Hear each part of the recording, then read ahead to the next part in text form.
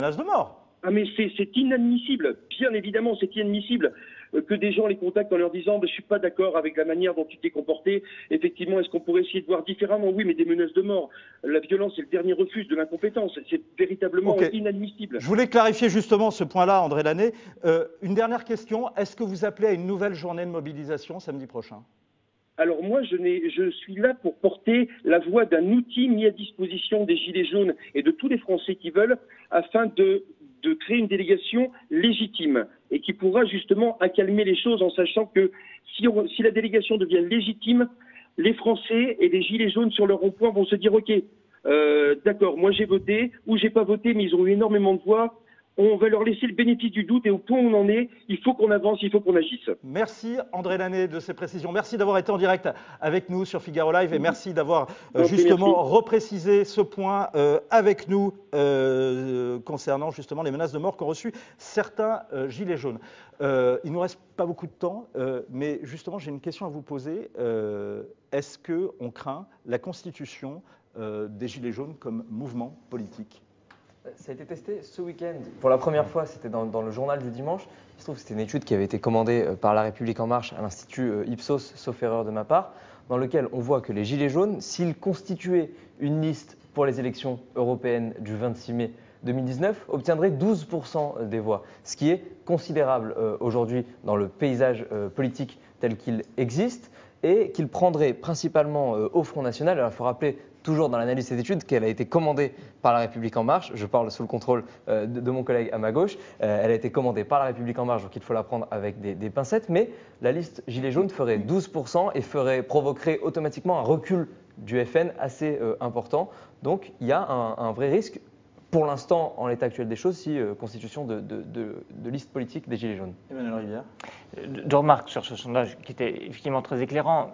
On ne sait pas très bien si ça constitue le point bas d'une déferlante jaune possible aux européennes ou au contraire le point haut d'un mouvement qui pour l'instant rassemble et agrège tous les mécontentements, mais qui aura peut-être un peu de mal à faire 12% sur l'ensemble des revendications qui ont été mobilisées et sur la difficulté de les rassembler. Mais ce que je trouve très intéressant dans la discussion avec André Lanné, c'est qu'on voit la politique reprendre ses droits. D'abord une forme voilà, très éruptive de protestation contre des taxes. Ensuite, ça agrège en gros tous les sentiments anti-Macron pour tout ce qu'il représente. C'est-à-dire, effectivement, il y a ce très fort sentiment anti-élite que rappelait Laurent Mandeville. Et là, le mouvement tente de s'organiser et finalement de trouver des formes de politique au sens large, même si c'est indépendamment des partis existants. Je rappelle juste qu'il y a un mouvement qui a fait cela, qui a mis à disposition un outil et qui s'est fortement appuyé sur un outil et pas simplement sur un leader charismatique, c'est le mouvement 5 étoiles. Mais le problème des Gilets jaunes, c'est en Italie. Mais il n'y a pas pour l'instant, il n'y a pas le BP Grillo. Et là, ça va être peut-être le début des difficultés pour les Gilets jaunes quand ils vont tenter de formaliser quelque chose. Laure, peut-être ça rappelle d'ailleurs le mouvement des Tea Party, un internaute nous dit « Trump nous donne une leçon alors qu'aux États-Unis, une simple manifestation comme Charlottesville fait un mort ». Oui, ça honnêtement c'est un peu exagéré. C'est-à-dire que pour revenir à cette histoire de mouvement politique, moi je trouve que c'est effectivement extrêmement frappant, c'est que les Gilets jaunes se posent comme la voix du peuple. C'est-à-dire ils disent en gros, nous le peuple aujourd'hui, on veut faire au premier rang, on veut être au premier rang pour faire de la politique. Le problème qui se pose, c'est que les Gilets jaunes, c'est la société française, dans toutes ses contradictions. C'est vrai que quand on se balade dans les rues de Paris, on voit bien que les Gilets jaunes, c'est un mouvement extrêmement protéiforme, multiforme, avec des sensibilités différentes. Et comme cela vient d'être dit par Emmanuel Rivière, il n'y a pas de chef qui émerge. Donc la vraie question aujourd'hui qui se pose, c'est qui va récupérer les Gilets jaunes? Est-ce qu'il va y avoir une récupération ou est-ce que ce mouvement peut continuer à exister comme une sorte d'assemblée constituante qui se structurerait, comme le disait le représentant qu'on a juste entendu? Christophe, est-ce que les renseignements intérieurs, qui n'étaient pas justement très renseignés au début de ce mouvement, en tous les cas d'après ce que je disais dans le Figaro, voient des figures émerger et en tout cas est maintenant plus renseigné sur ce mouvement? Non.